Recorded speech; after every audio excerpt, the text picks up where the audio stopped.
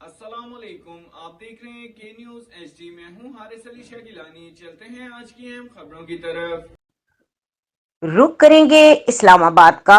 Chief justice وہاں کھلواڑ کر رہے ہیں جہاں آئین پہلے ہی بہت واضح ہے۔ ہفتے کو چیف جسٹس نے ساتھی ججز کو اپنے گھر بلا کر ان کے ساتھ اتفاق رائے پیدا کرنے کی کوشش کی۔ ذرائع کے مطابق فل کورٹ کی بات پر جسٹس قاضی فائز عیسیٰ اور جسٹس منصور علی شاہ نے کہا کہ جسٹس مظاہر علی اکبر نقوی اور جسٹس اعجاز الحسن کو شامل نہ کیا جائے، جس کے بعد ملاقات بے نتیجہ ختم ہو گئی۔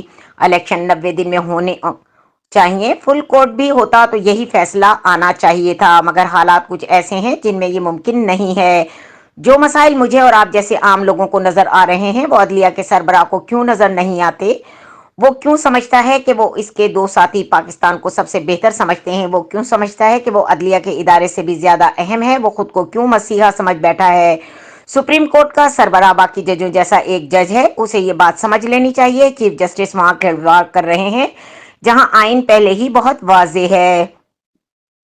یہ کہنا ہے تجزیہ کار زیغم خان کا۔ صحافی اعزاز سید نے کہا کہ عرفان قادر نے ایک سینئر کے انداز میں چیف جسٹس سے کہا کہ کورٹ کے اندر سے جو آوازیں اٹھ رہی ہیں ان کو بھی سنا جائے۔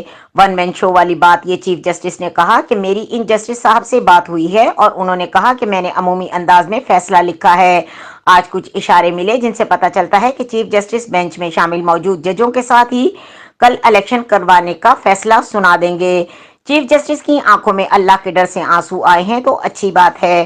چیف جسٹس کہتے ہیں کہ اپنے جج کے ساتھ کھڑا ہوں، قاضی فائز عیسیٰ کے ساتھ کیوں کھڑے نہیں ہوئے؟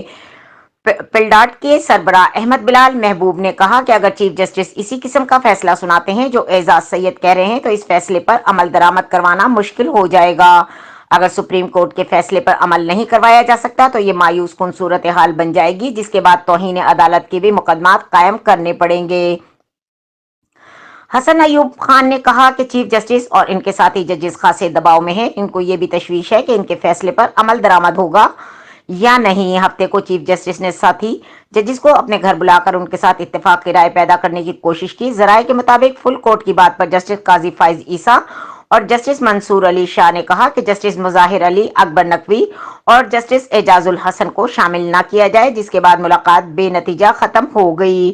چیف جسٹس 3-4-7 ججوں کے ساتھ مل کر باقی ججوں، حکومت اور اسٹیبلشمنٹ کے ساتھ لڑنے جا رہے ہیں۔ مرتضی سولنگی نے کہا کہ سیاسی معاملے میں گھسیٹ کر عدلیہ نے خود کو متنازع بنا لیا ہے۔ سیاستدانوں کے اکٹھے بیٹھ کر اس مسئلے کو حل کرنے کے علاوہ کوئی شارٹ کٹ نہیں ہے۔ مزید خبروں اور اپڈیٹس کے لیے ہمارے ساتھ رہیے گا۔ تب تک کے لیے اپنا خیال رکھیے گا۔ اللہ حافظ۔